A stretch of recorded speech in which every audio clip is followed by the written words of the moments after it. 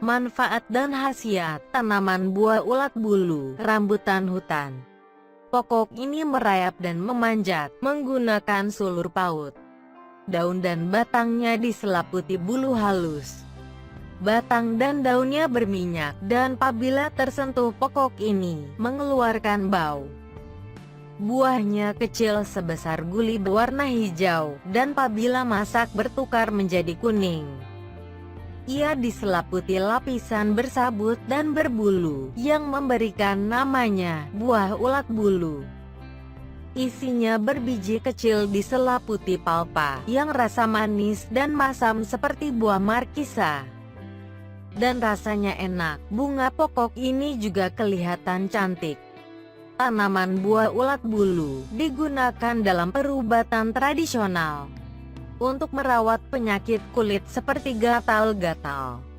Juga untuk merawat luka dan batuk, untuk merawat gatal-gatal kulit.